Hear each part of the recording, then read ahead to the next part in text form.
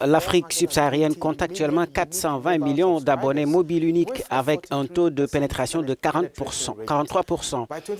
Mais d'ici 2020, ce nombre devrait atteindre plus d'un demi-milliard, ce qui fera l'Afrique le marché mobile le plus explosif. Cette information a été publiée dans le rapport de l'économie mobile de 2017 de l'organisation commerciale GSM Association. Selon les données, il y a eu 731 millions de connexions SIM en Afrique à la fin de 2016. Ce chiffre passera également à près d'1 milliard d'ici 2020. Les plus grands marchés africains sont la République démocratique du Congo, l'Éthiopie, le Nigeria et la Tanzanie. Avec près de 200 millions, les connexions aux smartphones ont doublé au cours des 2 dernières années en Afrique subsaharienne. Le rapport explique cette croissance par l'accessibilité croissante des nouveaux appareils et la croissance du marché des appareils d'occasion. Cela affecte cependant la croissance des revenus dans la région qui continue de baisser en raison des services de messagerie comme WhatsApp et Facebook Messenger. La pénétration mobile en Afrique de l'Ouest est la plus élevée au Cap-Vert, en Gambie, au Ghana et en Côte d'Ivoire. En Afrique de l'Est, elle est plus élevée au Kenya, au Rwanda et en Tanzanie. En Afrique centrale, Gabon, Congo et Sao Tomé et Principe. Je ne vais pas oublier l'Afrique australe, Seychelles, Maurice, Botswana et Afrique du Sud. Et maintenant, parlons des innovations. Le Ghana a accueilli la 6e édition du prix de l'innovation pour l'Afrique la semaine dernière et l'Égyptien Ali El Shafei a remporté le meilleur prix de $100 000 pour son innovation énergétique. La cérémonie de remise des prix a été organisée par la Fondation africaine de l'innovation pour récompenser les innovateurs africains pour leurs inventions incroyables.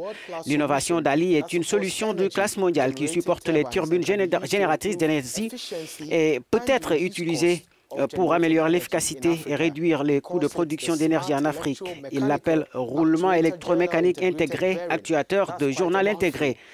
Les 2e et 3e prix ont été respectivement attribués à l'Ougandais Philippa Ngaju Makobore et au Libérien Dugbe Chris Nya qui ont reçu chacun 25 millions de dollars.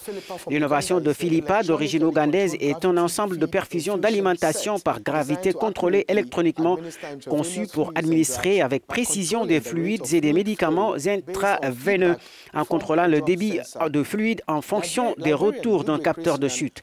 Le Libérien Dugbe Christian a été récompensé pour son test rapide qui peut simultanément détecter et différencier au moins 3 à 7 infections.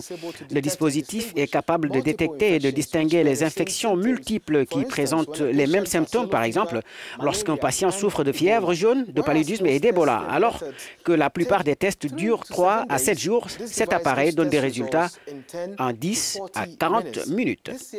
Cette année, il y a eu 2500 demandes, mais 10 seulement ont été sélectionnés.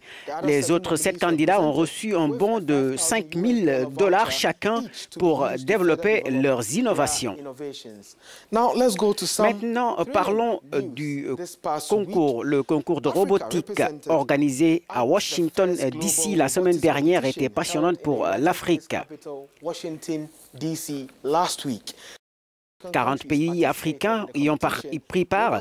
Des kits de robots ont ainsi été remis à chaque équipe au cours des 2 premières semaines de mars 2017. À la fin de l'événement mardi, le Bénin s'est classé 7e, suivi du Libéria 12e sur 163 pays participants ayant cumulé le plus de points.